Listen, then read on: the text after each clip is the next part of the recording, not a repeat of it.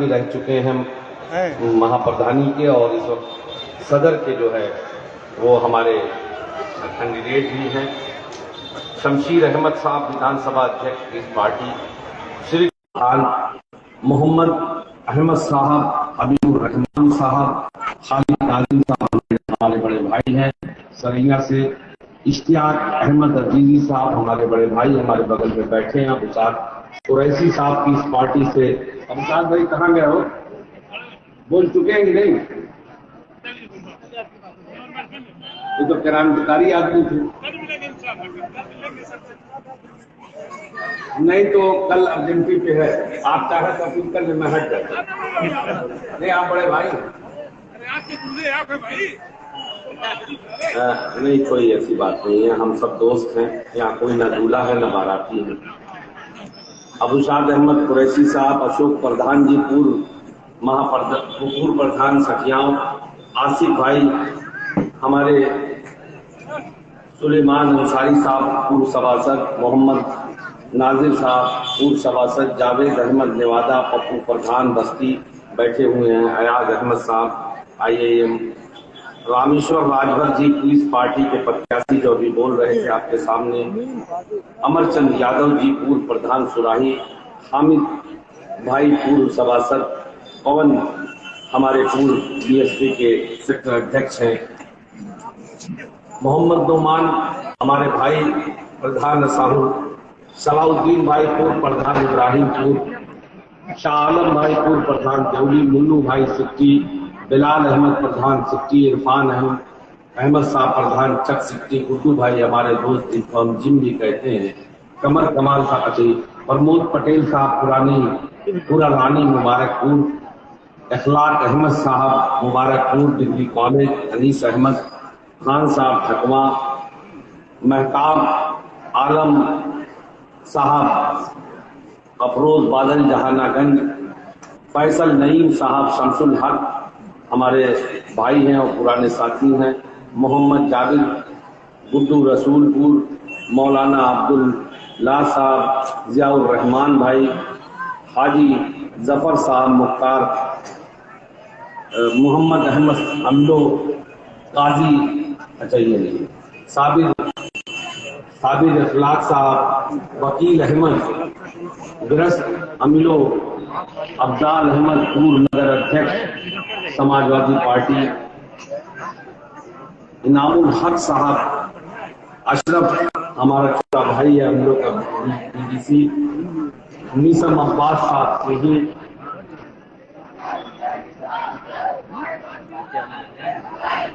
अबुसाद कुरैशी साहब आचन,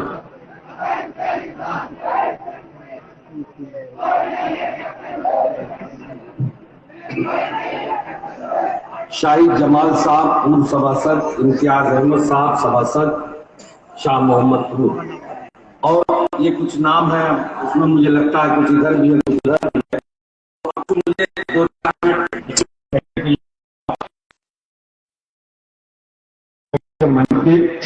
क्या मेरे सामने खड़ा हुआ यह जन सैलाब, बुजुर्ग नौजवान साथियों, आप सबको आपका ये भाई शाह आलम अब्दुल जमाली सर झुका के अदब के साथ सलाम करता है, अस्सलाम वालेकुम। मैं अपने नौजवान साथियों से ये अपील करना चाहता हूं कि अभी आवाज आ रही है कि वो मोहर मार मोहरिया कान के पतंग के इंसान पे तो तुम लोग लगाते ही रहते हो, थोड़ी देर के लिए खामोश हो जाओगे तो हम अपनी बात जल्दी कह लेंगे, कम समय कम है और हम जो कहना चाहते हैं वो आप तक पहुंच जाएगी। अभी मेरे कुछ साथी बोल रहे थे, सारे लोग बोल रहे थे और सबने अपनी अपनी बात कही, कम और बेश हमें जो कहना था वो सब बातें वही हैं। एक दो बातें आप लोगों से कहना चाहता हूँ कि ये बात सही है, ये कोई पहली बार नहीं है कि जब मैं इस मंच पे आपके सामने खड़ा, अल्लाह का शुक्र है कि मैं पिछले 10 साल से यहाँ पे चुनाव लड़ता रहा हूँ, जीतता रहा हूँ। 2 बार विधायकी मैंने जीती, पार्लियामेंट लड़ा था वो भी बहुत अच्छा मैं लड़ा था, बहुत मजबूती से लड़ा था, मगर हालात कुछ ऐसे थे कि देश के बड़े नेता से लड़ रहा था और सरकार उनकी थी, तो उसमें बहुत कुछ हुआ। लेकिन इस जिले में ये भी एक गवाह है, ये जिला, कि इस पार्लियामेंट की भी सीट पे सदन की मैंने सैकड़ों गांव ऐसे हैं जहां मैंने उनको हरा दिया। मैं हारा जरूर, मगर 2,68,000 वोट पाके हारा था। तो एक मजबूत लड़ाई थी और ये लड़ाई भी इंशाअल्लाह मैं जीतूंगा। इसलिए जीतूंगा कि मैं कभी कभी मुझे लगता है कि मैं वो आदमी हूं बहुत ईमानदारी से। यूं तो हमारा पेशा ऐसा है कि इसकी बदकिस्मती ये है कि हम जो भी कहें उस पर हमेशा एक सवाल या निशान लगा रहता है। फिर भी मैं हमेशा ये कोशिश करता हूं, मैं ये कभी दावा नहीं करता कि मैं कोई बहुत बड़ा औलिया हूं और कोई ऐसा आदमी हूं जिससे गलती नहीं होती है। होती है, हम दिन में 100 काम करते हैं, नीयत अच्छी रहती है, कभी कभी 2-4 काम गलत भी हो जाते, मगर नीयत कभी खराब नहीं रहती या कभी ये सोच नहीं रहती कि अपने आवाज से किसी का दिल दुखे। ये अल्लाह जानता है। जिंदगी मैं इस तरह से जीता हूं और उससे मालिक से दुआ करता हूं कि मालिक, एक बार अल्लाह ने आपकी जिंदगी दिया है तो मैं अपनी पूरी जिंदगी में अगर किसी का भला न कर सकूं तो कम से कम मेरे हाथ से उसका बुरा न करे। ये इस तरह से मैं जीता हूं और मैं जानता हूं ये दुनिया आनी जानी है, कोई आपके हयात की पे नहीं है। आज हम आपके सामने बोल रहे हैं, हमें पता नहीं है कि हम रहेंगे कि नहीं रहेंगे। ये भी एक लालच और ख्वाहिश रहती है कि जिस दिन मेरा जनाजा जाए तो लोगों की आंखें गीली हो जाए, कम से कम दोस्त दुश्मन सबकी। ये एक नेक आदमी था, विचारों का मतभेद रहता रहा होगा, मगर शरीफ आदमी था, आज इस दुनिया से जाता है। मैं जिंदगी इस तरह से जीता हूं, कोशिश करता हूं ईमानदारी से जीऊं। अभी हमारे कुछ साथी कहते हैं नेता को हमारे धोखा दे दिया इसलिए ऐसा होगा वैसा होगा। मैं आप लोगों से हाथ जोड़ के एक बात कहना चाहता हूं, अब ये रोना बंद करो। तो एक मौका ऐसा आया था या ऐसा कभी कभी होता है कि आदमी को अपनी बात बतानी पड़ती। मैं एक दल में था, वहां से मैं निकला और पूरी ईमानदारी और पूरी ताकत पूरे हौसले से था। भाई हौसले से नहीं रहता तो बहन जी के कहने पे किसी से भी ना लड़ जाता, मगर मैं लड़के मैंने दिखाया, मजबूती से दिखाया। और उस वक्त दिखाया जब सरकार थी उनकी, तब भी उनके पिताजी से लड़ गया, मैं तो बहन जी के कहने से लड़ा था। तो मैं इनके लिए भी वफादार।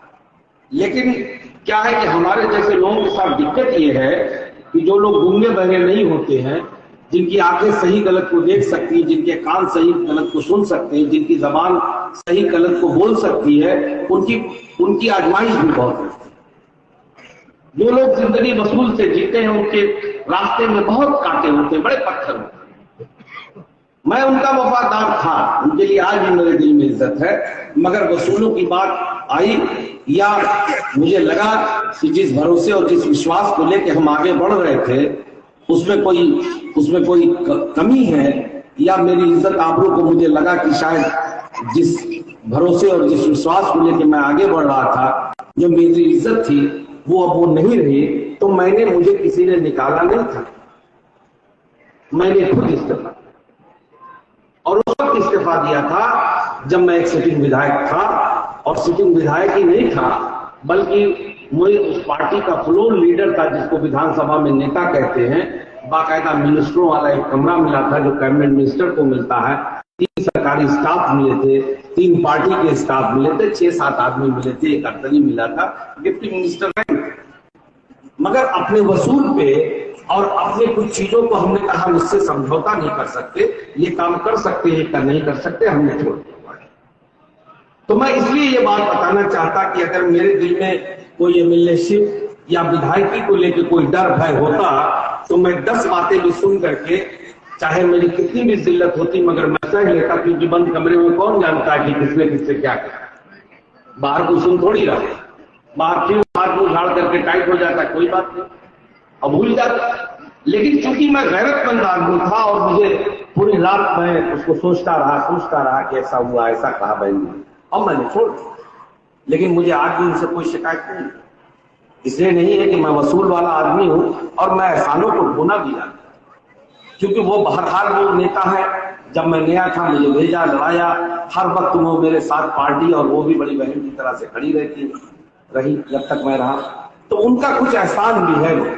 और मेरी गैरत ये कहती है, मेरा जो एक वसूल ये कहता है कि बहरहाल उनकी इज्जत करना मुझ पे फर्ज है। बहुत अच्छी बात है। ये और ये भी मैं कुछ बातें नहीं कहता, मेरी जबान लड़खड़ाती है कहते हुए। बहुत कुछ अपनी आंखों से 10 साल देखता था, बहुत कुछ मेरे लोग भी कहते थे मुझसे, और मैं भी महसूस करता था क्योंकि मैं पढ़ा लिखा। एक बार बहन जी ने झटके में बोल दिया कि सपा को हराने के लिए अगर भाजपा को भी सपोर्ट करना होगा तो हम सपोर्ट कर देंगे। मेरे दोस्त जानते हैं, मैंने बहुत लोगों से कहा कि अगर बहन जी ने मुझसे कहा तो मैं इस्तीफा देता, क्योंकि मैं सब कर सकता हूं, ये नहीं कर सकता। मैं बहन जी के लिए किसी से लड़ सकता हूं, मर सकता हूं, कुछ भी कर सकता हूं, मगर अपनी कौम और मिल्लत के सामने अपने को जलील। एक वक्त ऐसा भी आया कि जब सीए एनआरसी आई, अब हमारे दल में क्या था कि वहां अनुशासन बहुत था, धरना मत करो, प्रदर्शन मत करो, यहां मत जाओ, वहां मत जाओ। लेकिन जब एनआरसी और सीए आया तो मैं देश के हर ऑलमोस्ट आजमगढ़ से शुरू होकर मुबारकपुर से लेके लखनऊ से लेके जामिया से लेके शाहीन बाग तक में गया, और मैंने पूरी ताकत से वो लड़ाई में मैं शामिल। विधानसभा जब चली तो मैंने वेल में जाके विधानसभा कार्रवाई रुकवाई। मुझसे उस वक्त के हमारे दल के नेता ने कहा कि भाई साहब, हम सब आपके साथ हैं, हम आपका सम्मान करते हैं, मगर हम आपसे हाथ जोड़ के कहते हैं, निवेदन करते हैं कि आप सीट पे खड़े होकर विरोध करें, अंदर ना जाए, क्योंकि हम लोगों का अनुशासन बहुत रहता है। मेरे बड़े भाई है, मैं उनका आज भी सम्मान करता हूं, लेकिन ये भी विधानसभा गवाह है, कम से कम 20 विधायक इसके गवाह है और मेरे दल के भी विधायक गवाह है। मैंने कहा अपना अनुशासन अपने पास रखिए, ये मेरी कौम और मिल्लत की बात है। अगर आपको लगता है कि मैं आपका अनुशासन तोड़ रहा हूं तो आप चाहे तो मुझ पर कार्रवाई करा सकते हैं। तो ये शाह आलम गुड्डू जमाली ने कभी किसी की गुलामी नहीं की, जहां रहा अपने शर्तों पर रहा, और सही और गलत जो मुझे लगा उस पर मैं खुद मुख्तार रहा। लिहाज करना, इज्जत करना, किसी की बात को मानना, बड़े को बड़ा मानना अलग है, गुलामी, अंधविश्वास, अंधभक्ति अलग है।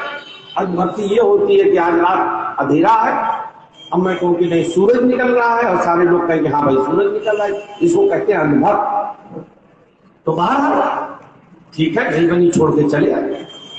और जहां तक रही इस पार्टी की बात जिसका हमारे लोग नाम लेते हैं, तो मैं एक बात बता दूं कि मैं लगड़ा लुंडा नहीं हूं कि मैं किसी के हमदर्दी लेकर वोट लेना चाहता, ये विरोधी भी जाने।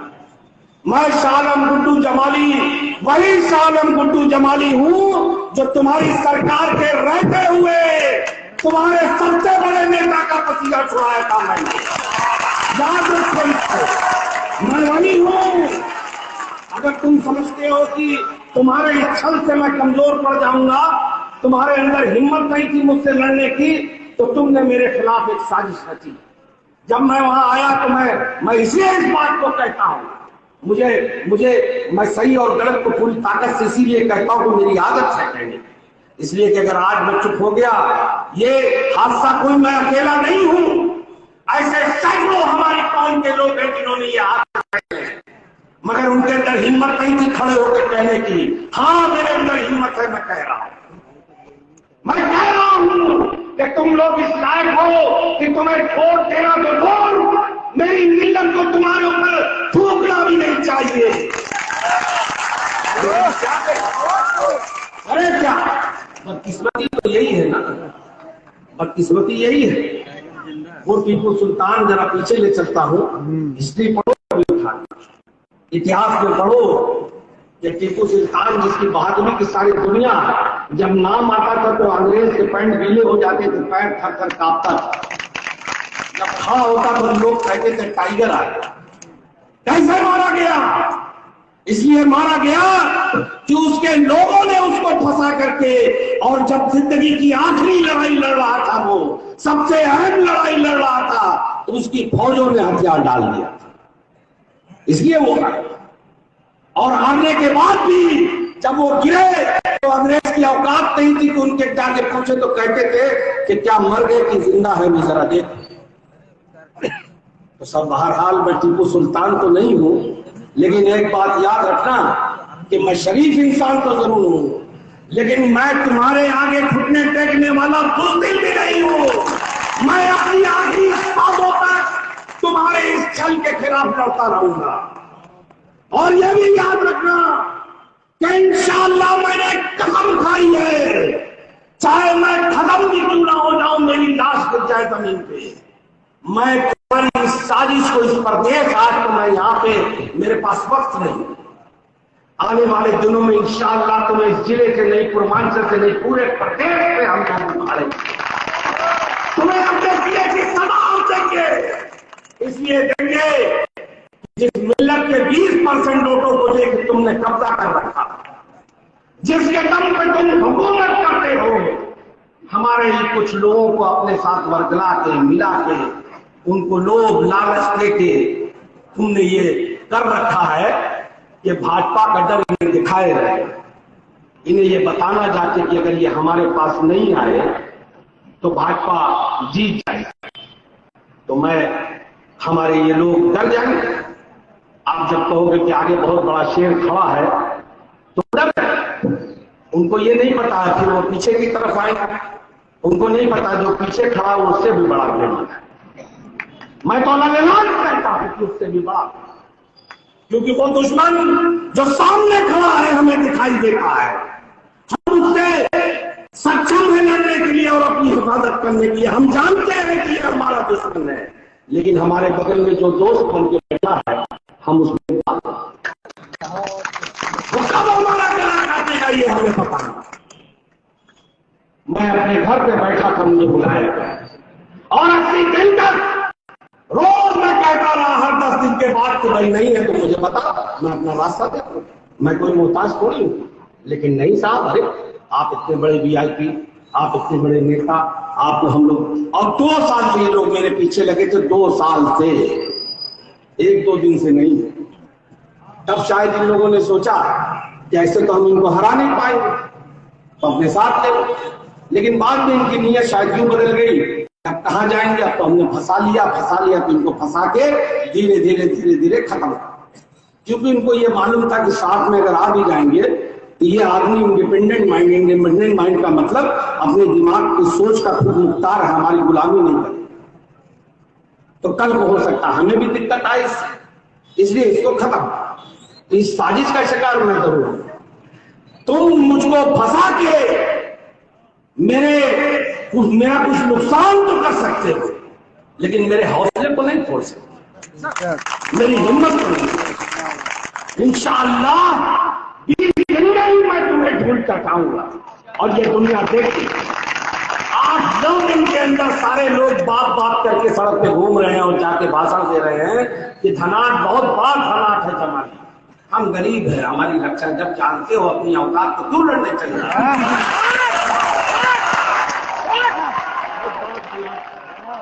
भाई मैं जब जानते हो तो क्यों चले आते? तब नहीं आना चाहिए। 25 साल से इस सीट को आप हार रहे हैं और हमारे समाज के लोग ये कह के उनसे वोट लिया जाता कि दे दो, नहीं तो क्या हमारे समाज ने कभी ये उनसे कहा कि भाई हम तो आपको 25 साल से दे रहे हो? आप हमारी यही भाजपा की बात सिखाते हैं, एक बार हमें टिकट दे दो और हमें अपना वोट दे दो। है हमारे किसी समाजवादी पार्टी जो हमारा मुसलमान भाई हूं, मैं उनसे पूछता हूं, उनके अंदर ये हिम्मत है कहने की कि वो जाके कहें लखनऊ में कि भाई हमने तो 25 साल लोगों का वोट दिलाया, अब आप हमें टिकट दे दो और अपने लोगों को वही पाठ, अपने लोगों को पढ़ाओ कि अब वो हमें वोट दे दे, नहीं तो भाजपा। ये ऐसे नहीं होगा भाई। जब 1,22,000 की आबादी वाला समुदाय आपको इस्लाम पे वोट दे सकता है, तो मात्र समुदाय क्यों नहीं दे सकता? क्या भाजपा को रोकने की जिम्मेदारी सिर्फ हमारी है? ऐसा नहीं है, ऐसा बिल्कुल नहीं। अगर आप समझते हैं कि भाजपा को रोकने की जिम्मेदारी सबकी है, तो ये तो सबको जिम्मेदारी उठानी। और अगर मैं यहां से जीत सकता हूं तो मैं अपने उन भाइयों से भी कहता हूं कि आपको ये बात नहीं करनी चाहिए, लेकिन आप कहते हैं तो कहते रहे। इंशाअल्लाह जो लोग कहते हैं वो भी देखेंगे कि मैं उनके कहने के बावजूद भी इनको परास्त करूंगा और वो मुझे रोकेगा, कोई बात नहीं। और मेरे साथियों, मैं तो इसलिए ये बात कहता हूं और बड़ी ताकत से कहता हूं कि अच्छा हुआ नहीं गया, अच्छा हुआ, इसलिए कि हम लोग बहरहाल अल्लाह कब किससे क्या काम लेना चाहता है की बात तो अल्लाह ही जानता है। ठीक है, थोड़ी देर के लिए तकलीफ होती है, जिल्लत का एहसास भी होता है। जिंदगी बहुत इज्जत से हमने अपनी किया है। हमने हमेशा दुआ मांगी है कि मौला इज्जत के साथ ही उठाना, और कुछ कभी नहीं मांगा। तो हमारे जैसे लोगों को बहरहाल इज्जत आबरू पे जब लगता है कि कुछ गड़बड़ हो गया तो बहुत टेंशन भी रहती है, तकलीफ भी होती है। लेकिन उसके बावजूद भी मुझे लगता है कि कोई बात नहीं, अल्लाह ताला अगर कहीं तकलीफ भी देता है तो शायद वो अपने बंदे के लिए कुछ बेहतर सोचे रहता है जो हमें नहीं दिखाई देता। आज मैं कह सकता हूं कि मुझे एमआईएम में 1-8 साल पहले ही चले जाना,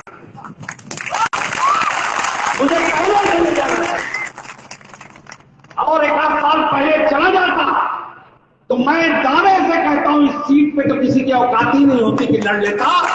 मैं आजमगढ़ की 2-3 सीटें और कहीं हम लड़ते, कहीं हमारा हिंदू, हम सामाजिक ताना बाना बना के ये सीट जीते। भाई ऐसे ही तो बनता है ना, जब 8% की आबादी का कोई दल बड़ा के सरकार बना सकता है, जब बीएसपी बन सकती है, कांग्रेस बन सकती है, तो एमआईएम क्यों नहीं बन सकती भाई। बहरहाल हम इस प्रदेश की 21-22% आबादी, हम कोई 1.5-2% वाले नहीं है। और ये देखिए आप कि 1.5-2% वालों ने भी अपनी पार्टी खड़ी कर ली और अपने समाज का प्रतिनिधित्व कर लिया। ये क्या सितम है कि हमारे लोग सिर्फ एक तस्वीर पढ़ते हैं। ये भी मतलब अजब सा सितम है, अजब सी गुलामी है मानसिक, कि कभी कोई ये नहीं कहता कि हाँ अपने में ताकत बन जाओ, मगर वो अपने तो गुलामी में काटा ही, अपनी नस्लों को भी उसी गुलामी में छोड़ के जाना चाहते हैं।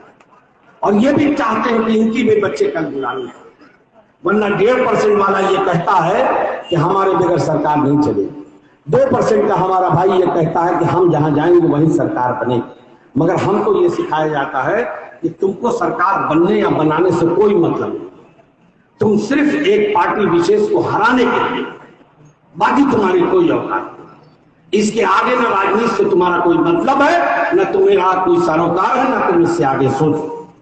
तो मैं आपसे एक बात कहना चाहता हूं कि जो लोग ये कहते हैं आपसे, मेरी तरफ से 1-2 सवाल उनसे जरूर पूछना कि अगर इतना ही उनको लगता है कि हमारी पार्टी हो कठुआ है, हम बी टीम है, तो उनको ये भी बताना चाहिए कि ए टीम कौन है। ये टीम कौन? मैं बताता हूं आपको। सही मानों में इस प्रदेश में कम्युनिज्म की बुनियाद रखने वाली समाजवादी पार्टी और भाजपा दोनों बराबर की जिम्मेदार है। एक नहीं, एक हिंदू किया, एक ने मुसलमान किया।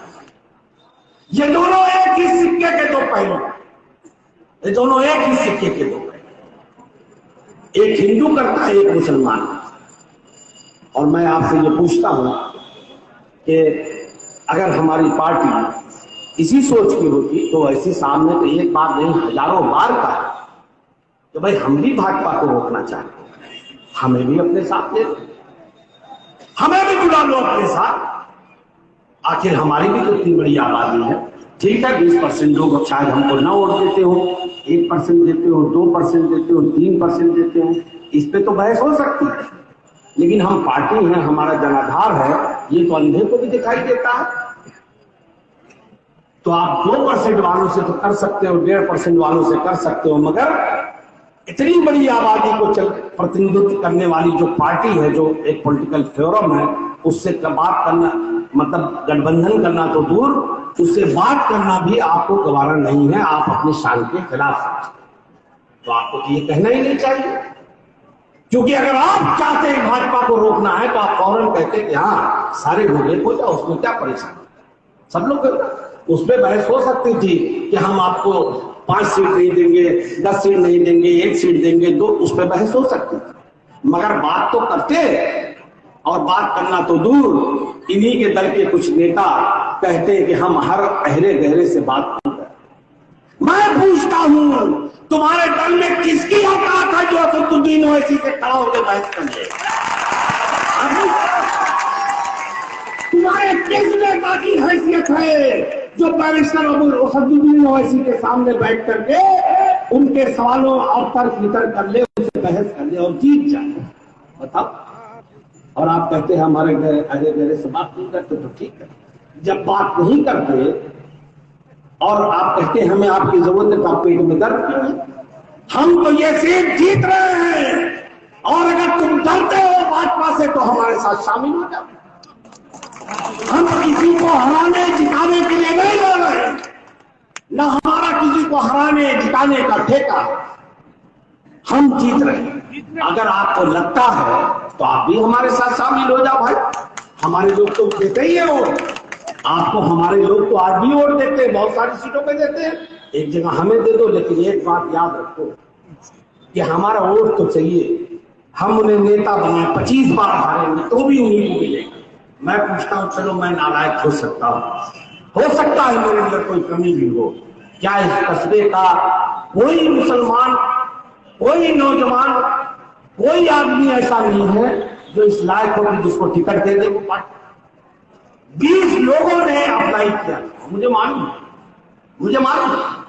20 में से एक भी आदमी ऐसा नहीं था कि जिसमें विचार किया जा सके कि भाई हमारे लोग तो हारते ही रहते, लाओ यहां दे दो। अभी जैसे भाई साहब ने कहा कि गुटबंदी भी है, सारे लोग जानते हैं, तो क्या ऐसा नहीं हो सकता था? नहीं, इसलिए नहीं हो सकता, ना इसका डर है कि हम किसी को भी दे ये जाएंगे।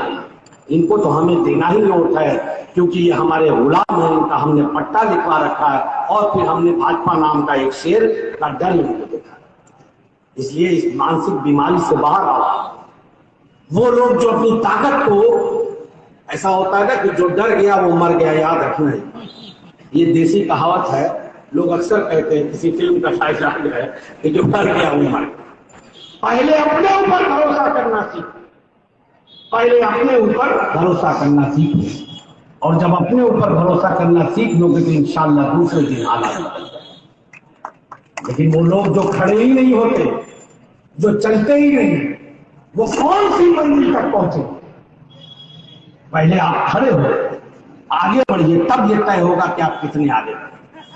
लेकिन बिना लड़े ही हथियार डाल देना, तो मैं तो यही कहूंगा कि इससे बड़ी दूसरी कोई, और वो भी ऐसी जगह जहां मैं तो कहना नहीं चाहता, क्योंकि मैं हमेशा कहता हूं कि मैं धर्म और जाति के बिहार पे राजनीति नहीं करता, लेकिन जब ये बात आती है तो मुझे कहना पड़ता है, अरे अपने को पहचानो।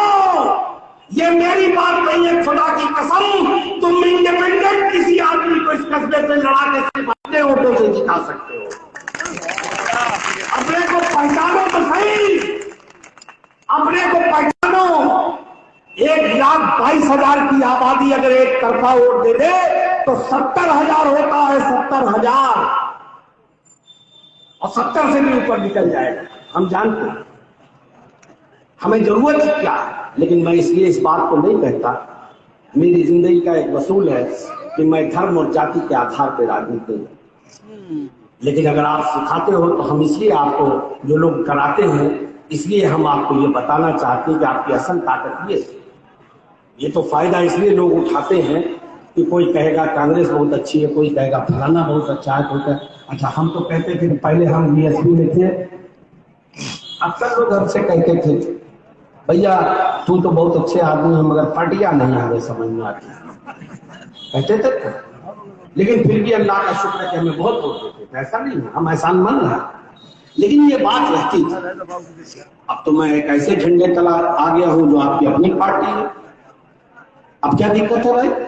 अब क्या सबको परेशान? अब तो सारे लोगों को एकजुट होकर के खड़े हो जाना चाहिए। किसी बहाने एक हमारा भाई आया है, लड़ रहा है, और हम भी इसके साथ शामिल हो जाएंगे तो इंशाअल्लाह आने वाले दिनों में जो जिल्लत आज हम सह रहे हैं, हमारे कौम और मिल्लत के हजारों सैकड़ों लोग सह रहे हैं, कम से कम हमारी नस्लों को उस जिल्लत से निजात मिले। जो जलालत और जो जिल्लत और जो बेइज्जती हम लोग सह रहे हैं, आने वाले दिनों में जो हमारे बच्चे, हमारे नस्लें, हमारे भाई बन आएंगे, तो उनको इसलिए इस जिल्लत से निजात मिल जाएगी। तब ये नहीं रहेगा कि समाजवादी पार्टी सोचेगी कि ये जाएंगे, क्योंकि उनको ये पता रहेगा कि इनकी अपनी भी पार्टी। उसके बाद हर दल तुम्हारे यहाँ आएगा तुम्हारा जूता उठाने, क्योंकि आपके बगैर किसी की राजनीति नहीं चलेगी। इतनी बड़ी आबादी है ये कि इसके बगैर किसी की दुकान सजने वाली है ही नहीं। हम जानते हैं, हम एक पढ़े लिखे आदमी हैं, और 10 साल से विधायक भी है, हमको राजनीतिक शौक भी है। लेकिन चूंकि एक ऐसी विडंबना है, कांग्रेस कमजोर है, इसलिए हम वहां जाते नहीं, भाजपा में हम जा नहीं सकते। तो एक पार्टी है जिसको ये लगता है कि ये झकमार मेरे पास आएंगे, इसलिए उसको इस बात का लाइसेंस मिला हुआ है कि हम इनका वोट लेंगे, इनकी कोई बात भी नहीं करेंगे, इनका हक और हिस्सा भी मारेंगे, कोई परेशानी की बात नहीं है, हम इनको जितना चाहे दलील कर दे, कोई दिक्कत की बात नहीं है, ये जाएंगे कहाँ? वरना आप जो लड़के पढ़ते लिखते हैं, जाओ नेट पे देखो कि पिछली बार हमारे कितने मुसलमान लड़ रहे थे और अब कितने लड़ रहे हैं, आगे हो गए। इसी जिले में जब से ये पार्टी बनी है 3 मुसलमान लड़ते रहे, अब 2 हो गए। हर किसी में हिम्मत पूछने के लिए सवाल, चलो मैं नहीं लड़ा, कोई बात नहीं, किसी और को देते आप। लेकिन क्या है कि हमारी जो आदत है, जिसने हमको खुद हमारा मनोबल तोड़ रखा है कि हम ये बोल नहीं सकते, हम ये बात कह नहीं सकते, हम ऐसा करेंगे तो फलाने नाराज हो जाएंगे। तो मेरे भाइयों, मैं आप लोगों से हाथ जोड़ करके बहुत अदब से अपील करना चाहता हूं। किसी ने कहा है कि अपने आंसू को भी हथियार बनाने वाले, मुर्दा लोगों से औजार बनाने वाले, हमको बेकार समझती है सियासत, लेकिन हम हैं इस मुल्क की सरकार बनाने। इसको समझो, इस बात को समझो, मैं बार बार कहता हूं। और याद रखो, वो लोग मुर्दा कहलाते हैं, वो लोग मुर्दा कहलाते हैं जिनके अंदर सोचने समझने की सलाहियत नहीं। अगर जिंदा हो, किसी ने ये भी कहा है कि वसूलों पे बात आए तो टकराना जरूरी है, और अगर जिंदा हो तो जिंदा नजर आना जरूरी है। खामोश रहोगे तो मुर्दा कहलाओगे। मेरे भाइयों, मैं चूंकि अब अपनी बात को खत्म कर रहा हूं इस अपील के साथ कि ये लड़ाई सिर्फ एक एमएलए से, मैं तो उसको भूल गया, मैं बिल्कुल भूल गया, मैं तो जिक्र भी नहीं करना चाहता, इसलिए कि मैं तो खुश हूं। इंशाअल्लाह आप मेरे साथ खड़े हो जाए, मैं आपको यकीन दिलाता हूं कि हम इस पार्टी को इतना आगे ले जाएंगे, इतना आगे ले जाएंगे कि ये लोग हाथ तो हम नहीं जाएंगे अपने बंधन से, ये हमारे दरवाजे चल के आएंगे कि आओ जितनी सीटें लेना हो ले लो, हमसे हम इनको इतना मजबूर कर देंगे कि ये घुटनों पे बल आए। और फिर उसके बाद इंशाअल्लाह एक ऐसा प्लेटफॉर्म तैयार होगा, एक ऐसा सेकुलर प्लेटफॉर्म तैयार होगा कि जैसे आज प्रदेश में चर्चा होती है, ये दल ये दल ये दल, उसी तरीके से माइयों में चर्चा, क्योंकि हम लोग एक सामाजिक भाईचारा भी बनाएंगे, जिसको हम लोग सामाजिक ताना बाना कहते हैं। हम इसी सीट पे इंशाअल्लाह कहीं ब्राह्मण लड़ाएंगे, कहीं ठाकुर भाई लड़ाएंगे, कहीं एससी लड़ाएंगे, कहीं यादव भी लड़ाएंगे और कहीं मुसलमान भी लड़ाएंगे। कहीं हम उनके साथ खड़े हो जाएंगे, कहीं वो हमारे साथ खड़े हो जाएंगे। आज इस मंच पे क्या मुसलमान खाली बैठा, ये लोग जो बैठे, जो पैरों में छाला लगा के एमआईएम जिंदाबाद कर रहे हैं, क्या ये लोग ढकोसला कर रहे हैं? सवाल ये है कि आपको पहले अपने को मुत्तहिद करना, अपने को एक मुट्ठी बनाना पड़ेगा, फिर देखना तुम्हारे साथ सब कोई जुड़ जाएगा जब एक ताकत बन जाएगा। कहीं हम उनके साथ खड़े हो जाएंगे, कहीं वो हमारे साथ खड़े हो जाएंगे, कहीं वो जीतेंगे, कहीं हम जीतेंगे। ये नफरत का माहौल भी खत्म हो जाएगा। जो लोग अपनी दुकान चलाते हैं भाजपा और सपा के नाम पे, उनका पहले ताला लगेगा, इंशाअल्लाह पहले ताला लगेगा। इसलिए आप किसी की बातों में मत आइए। हम इस लड़ाई को, मैं बार बार कह रहा हूं कि जीत रहे, किसी भ्रम में मत आए। अभी मैं गया था, ये थे पूछ लेना, बता दो। अब इसलिए नहीं बताता हूं कि ज्यादा बताओ तो दूसरे दिन वहां भी पहुंच जाते हैं सब, ज्यादा भैया कहे हैं मैं छोड़ा था। अरे हमको तो तुम देख लेना 25 से 30 हजार इंशाअल्लाह हमारा हिंदू भाई होंगे। ये बहुत गलत फहमी है। मैंने जिस नेक नीति से खुलूस के साथ बिना किसी भेदभाव के मैंने जैसे विधायक किया है, मैं जहां जाता हूं लोग कहते हैं भैया तुम्हें ना छोड़ सकते, आपको नहीं छोड़ सकते। ये गए थे पूछ लेना, हम अभी जिस बेल्ट में गए थे बड़े पैमाने पे हमको जन समर्थन, मगर आप लोग भी मुत्तहिद रहो और आप लोग भी ये एहसास दिलाओ कि हम अपनी पार्टी और अपने लोगों के साथ, ताकि दूसरे देख करके ये उनको भी लगे कि हाँ भाई कोई लड़ाई हो रही है। ये लड़ाई सिर्फ मेरे हार जीत की नहीं है, ये लड़ाई हमको सियासी जिल्लत से छुटवाने की भी है। ये लड़ाई इस बात की भी है कि कल हम एक ऐसा मंच खड़ा करेंगे यहाँ पे इंशाअल्लाह जो हमारे हक और हिस्से की बात करेगा। हम ऐसे नेता के पीछे अब नहीं खड़े होंगे जिससे मीडिया हमारे मसले पे पूछेगी और वो कहेगा हमें सुनाई नहीं। हम उस नेता के साथ खड़े होंगे जो पार्लियामेंट में 400 एमएलए और 300 एमपी के सामने खड़े होकर ये ताकत पूरी सरकार के सामने इस बात की ताकत से बहस करता है कि आप हमारे लोगों के साथ जुल्म और ज्यादती कर रहे हैं। हम उस नेता के साथ खड़े, जिस पार्लियामेंट में खड़ा होता है बोलने के लिए तो लगता है कि कोई शेर बोल रहा है, हम उसके साथ खड़े।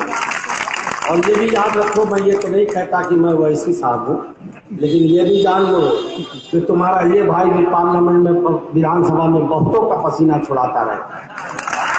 ये जान, कभी यूट्यूब पे देख, हमने भी कभी किसी बात को जो हमें हक नाहक लगी, सही गलत लगा, तो हम किसी के कलेजे पे भी पैर रख के बात करने की ताकत, हम ही वो विधायक हैं जिसने आकर योगी जी बैठे थे सामने कहा कि मैं कहता हूं आप धर्म जाति का नाम मत लीजिए और 50 सीट आप जीत के आ गए तो राजनीति छोड़ नहीं बोले।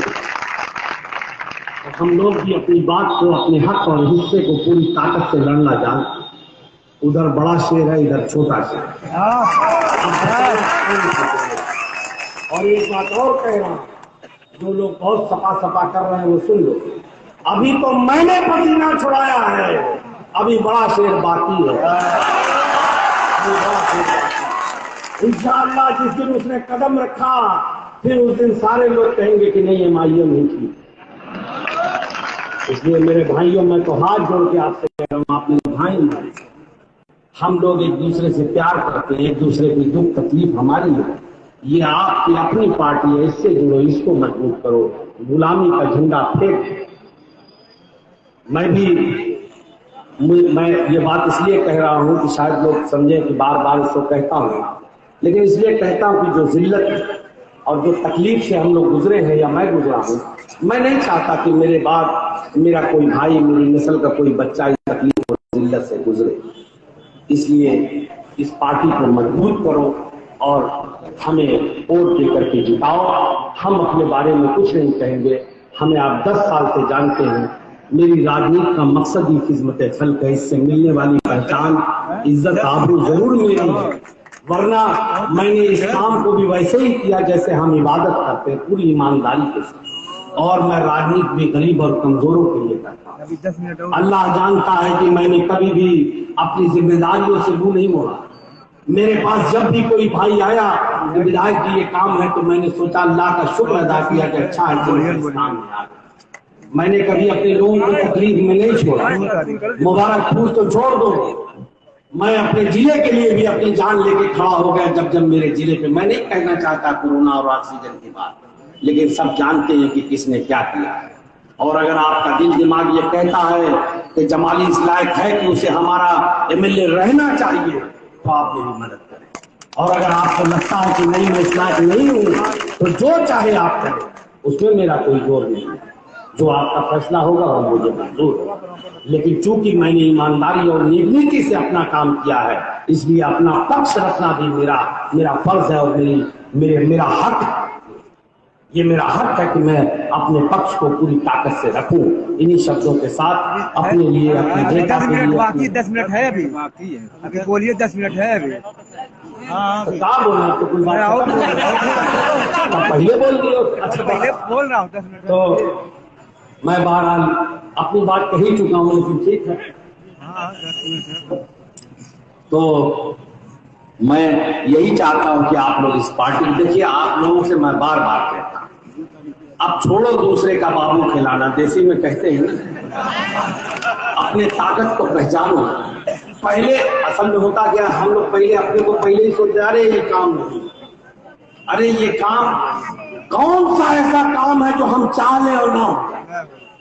दुनिया में ऐसा कोई काम है? अपनी तारीख पलट के देखो तो सही, बड़ी बड़ी तारीखें तो हम ही ने बदली है। लेकिन अपने आप पे पहले अपने ऊपर तो इत्मीनान करो।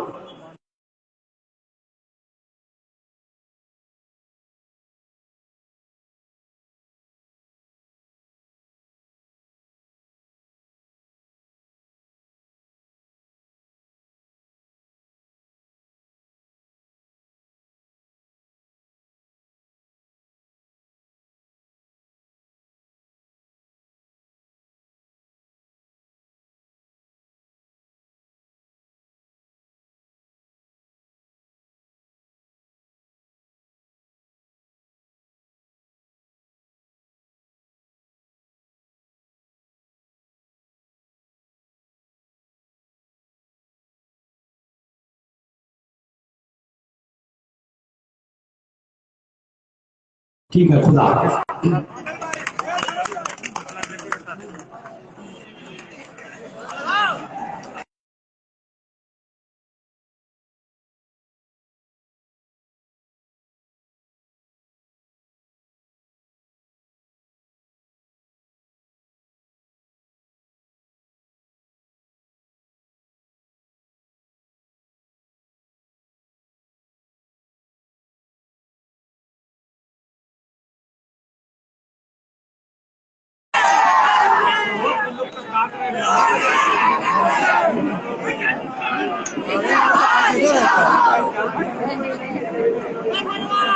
नहीं सारे ना हो जा।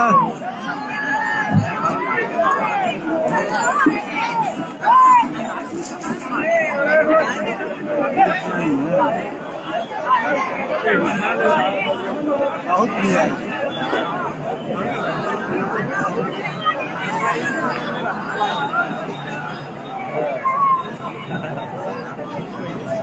हमारे सर्व समाज के लोग भी भारी संख्या में मौजूद हैं।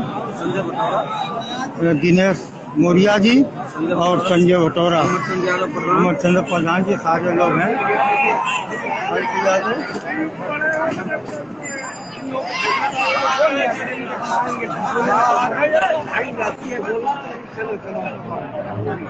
चलो बेटा, चलो चलो।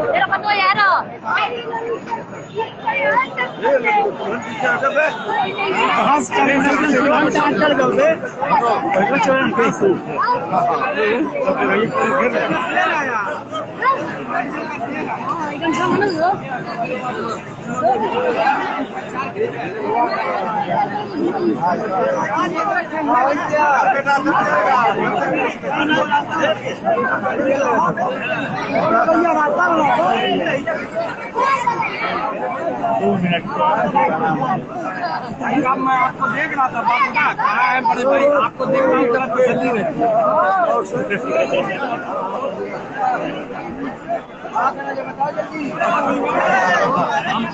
चलिए चलिए।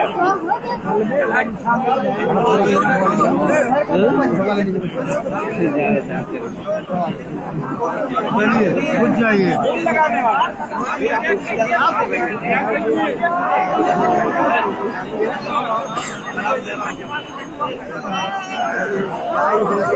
आराम से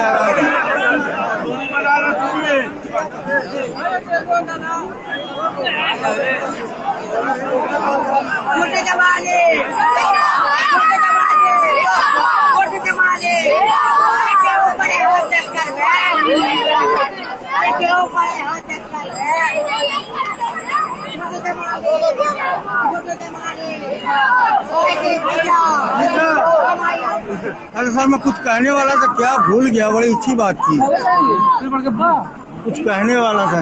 आज की रैली कैसी लगी आपको? रैली क्या, ये रेला है। कितनी भीड़ थी? 10 से 12,000 लोग। चलिए आइए।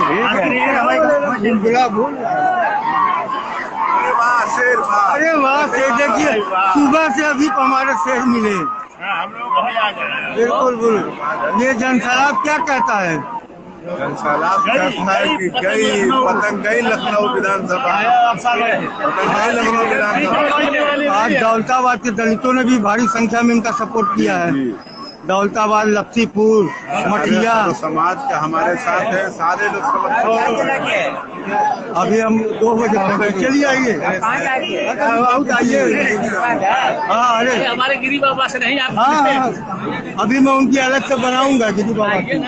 ये बागेश्वर गिरी ने शामिल जमाली के साथ। आइए साथियों, रैली खत्म हो चुकी है।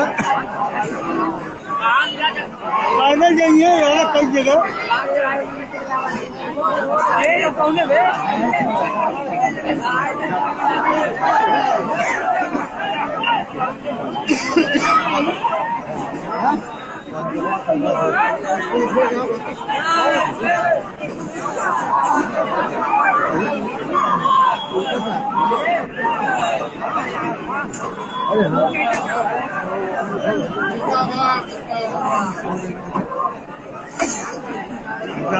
जावेद साहब क्या कहेंगे? कितना उमड़ा जनसैलाब क्या कहेंगे? भैया अब कुछ बचा नहीं है। मुबारकपुर में जमाली साहब जीत रहे हैं। मुझे तो लग रहा है चुके हैं। इतना ग्राउंड कभी भरा नहीं था। कुछ नहीं, अब दरी दूसरे की बिछाना बंद है एकदम। अब जमाली साहब को विधायक बना दें।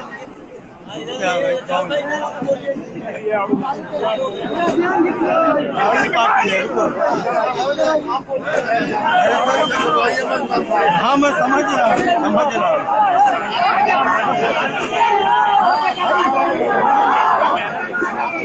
समय विधायक आलमगीर जमाली का जनसैलाब उमड़ा है।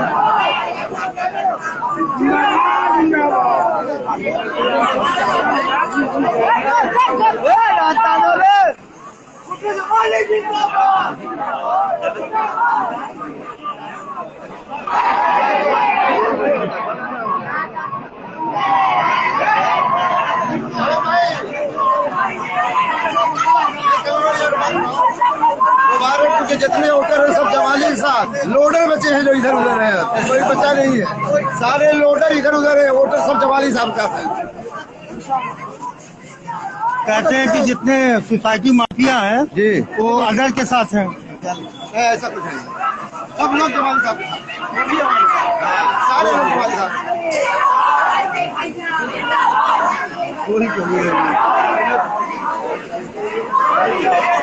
अरे ठीक से ले लीजिए बिल्कुल। हाँ भैया,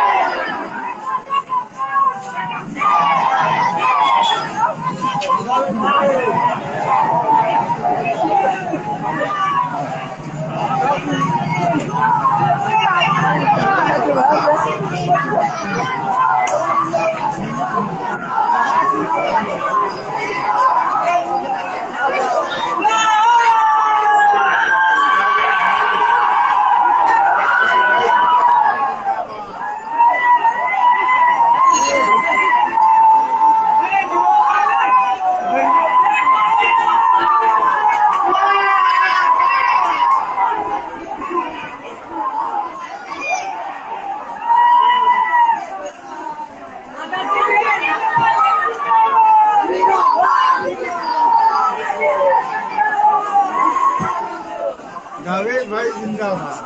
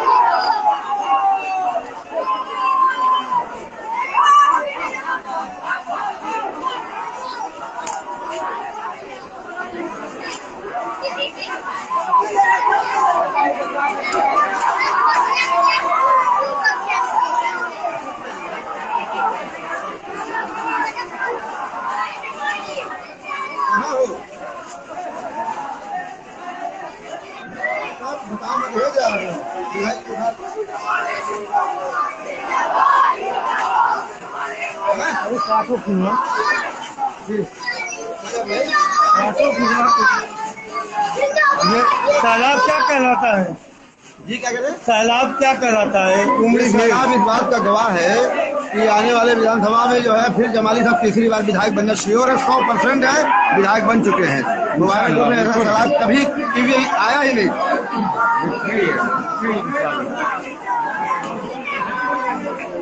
हटो लड़के बच्चे हटो।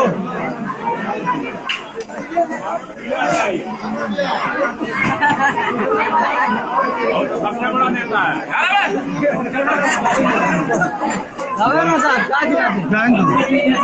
गाने दीजिए उधर नहीं।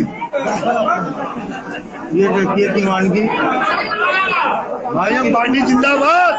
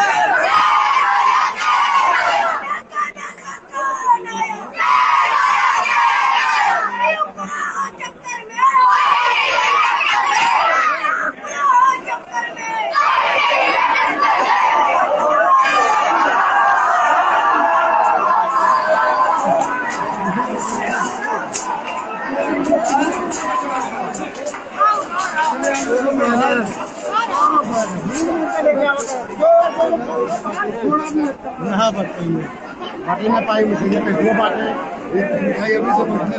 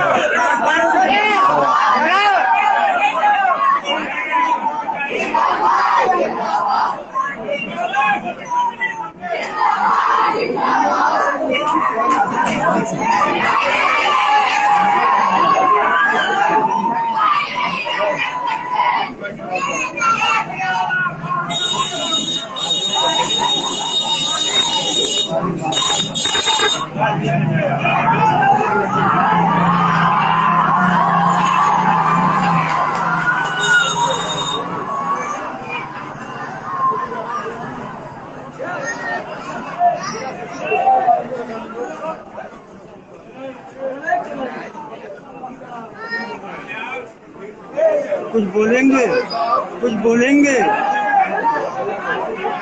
कुछ बोलेंगे। बोलने का क्या बचा ही क्या है कि मैं बोलूं, सब कुछ तो आप देख ही रहे हैं। पूरा साथी भीड़ आदमी का आगाज हो चुका है, बचा ही क्या है। यही है साइकिल नजर आ रही है, हाथी बैठ चुकी है, पतंग जो है अपनी उड़ास पे चली जा रही है। जन समर्थन जैसे आती है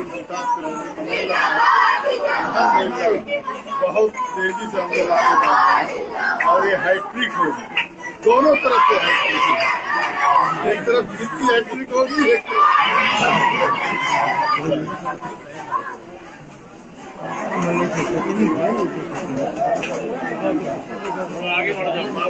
हाँ चलो चलो।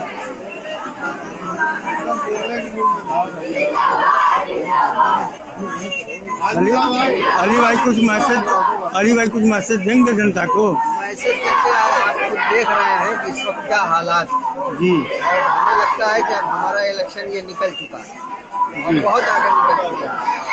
अब ये आप समझ लीजिए कि इसमें जीत रूप से हम बहुत आगे निकल चुके हैं। अब कम से कम 25,000 वोटों से जीतेंगे। आज मुसलमानों का हमें सपोर्ट मिल रहा है और हालांकि सारी बरादरियां इससे अच्छा तो आज लक्ष्मीपुर, मठिया और दौलताबाद में दलितों ने खुला समर्थन दिया, बहुत पूरा दिया। लेकिन हमारे खुसूसन कस्बा और जहानागंज के लोगों का जो है वो मुसलमानों का समर्थन वो 80% है।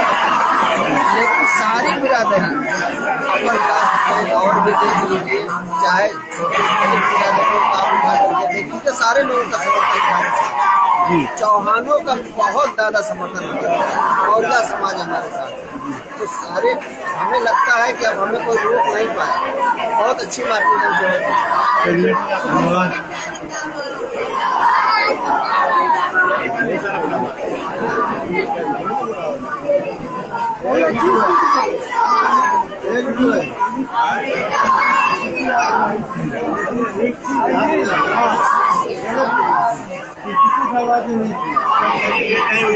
हाँ या तो आज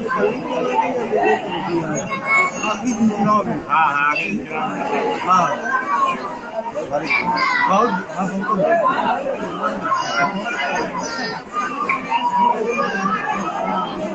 देर है, मैं काटे का मरना नहीं कर भाई आप कुछ भाई हमारे सीनियर देखिए हम लोग इंशाल्लाह चुनाव जीत चुके हैं और ये जो मेहनत हो रही है ये जीत के अंतर को बढ़ाने के लिए। बहुत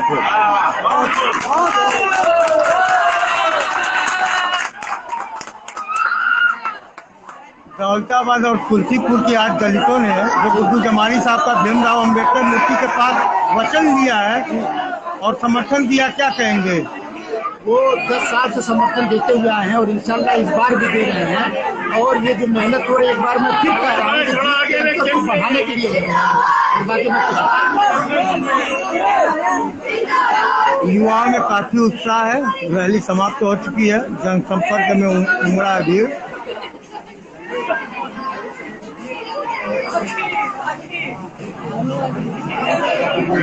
हमारे अबुल कैस आदमी साहब देख रहे हैं, अल्लाह पाक उनको जल्द से जल्द दुआ सेहत दे। अबुल कैस आदमी साहब भाई दुआ में याद रखें और आपकी दुआ की बहुत सख्त जरूरत, अल्लाह भी आपको बहुत सेहत आप जल्दी करें। आमीन। बसपा के फूलपुर प्रत्याशी अबुल कैस आदमी साहब, आपका शुक्रिया समय निकालने के लिए।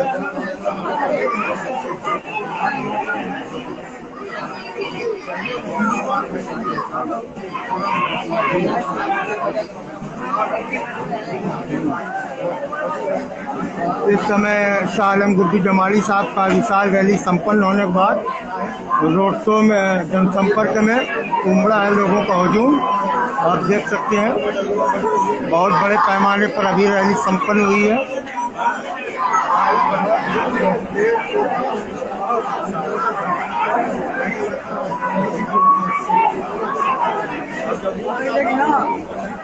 इस समय जलपान का कार्य हो रहा है, इस कारण जनसंपर्क रुका हुआ है। अभी विधायक शाह आलम गुड्डू जमाली साहब जलपान में व्यस्त हैं।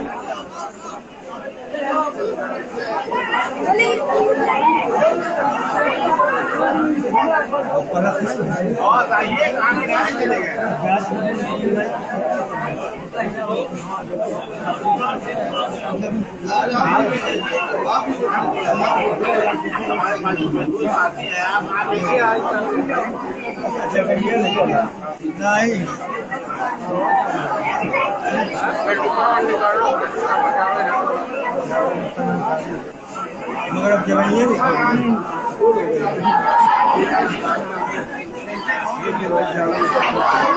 हालोइन करके देखा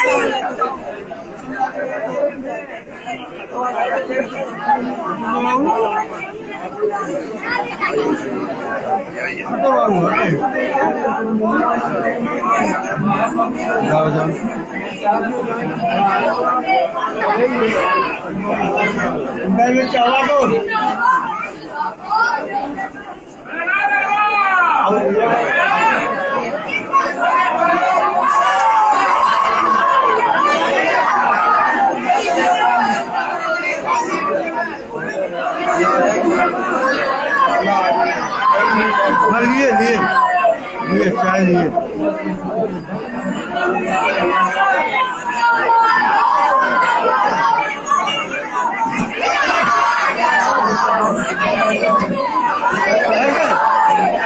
शेर जिंदा है अभी। आप छोड़ के चले जाते अच्छा नहीं लगता है। कम से कम दोपहर बाद आ जाया करे। आज भुजई जाना था पूरा उधर। हाँ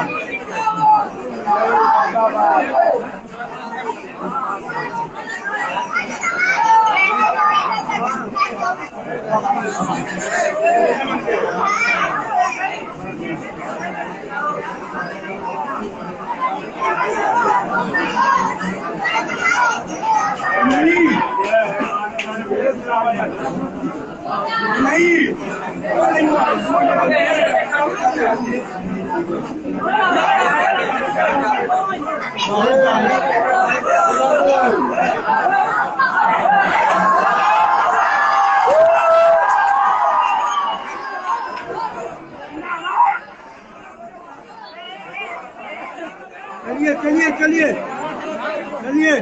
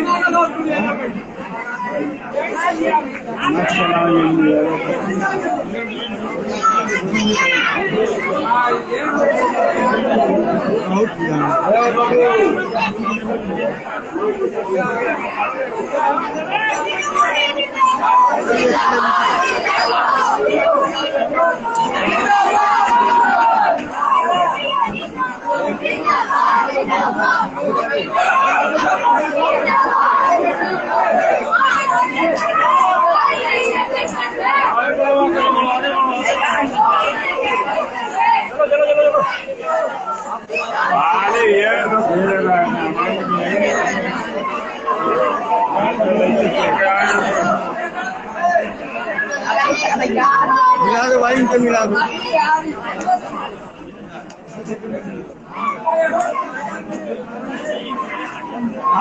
आवाज इनसे मिला दो।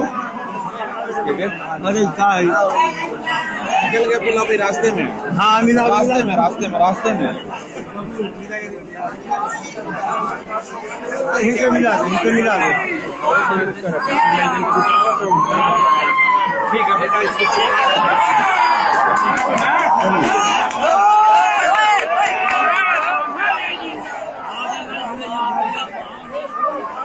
चलिए चलिए।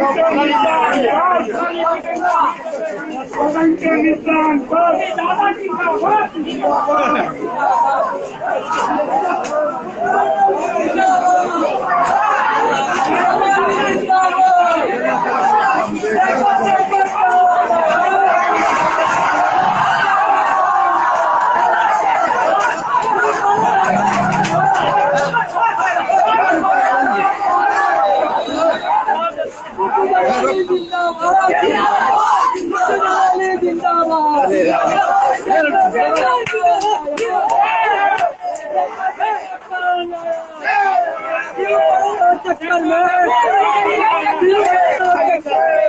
छोटे जमाली चच्चा जिंदाबाद, छोटे जमाली चच्चा जिंदाबाद, गांधी दादा जिंदाबाद,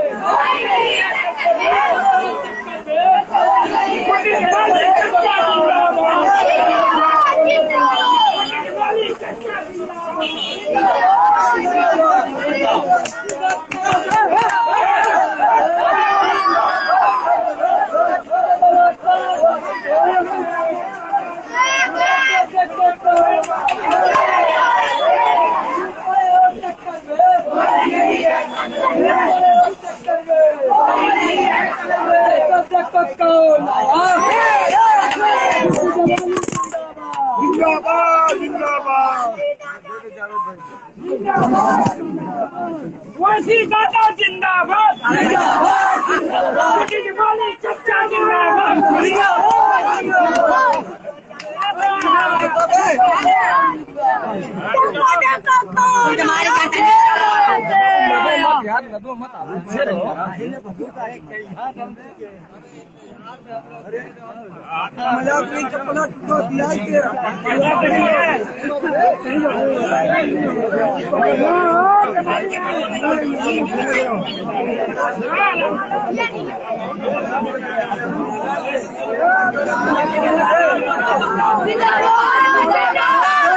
चप्पल टूट गया।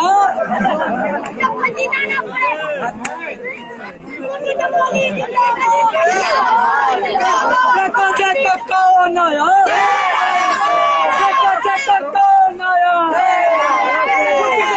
जिंदाबाद, जिंदाबाद।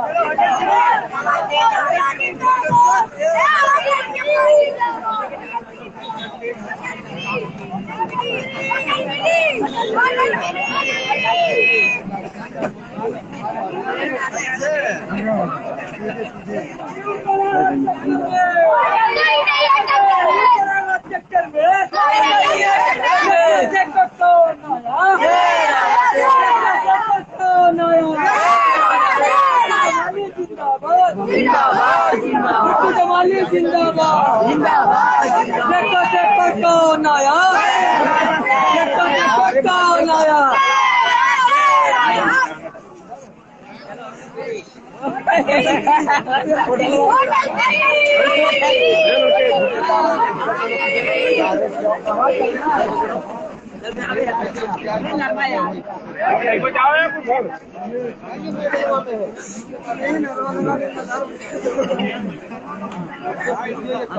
की बात कौन सी यही है, ये मंदिर जानते हैं।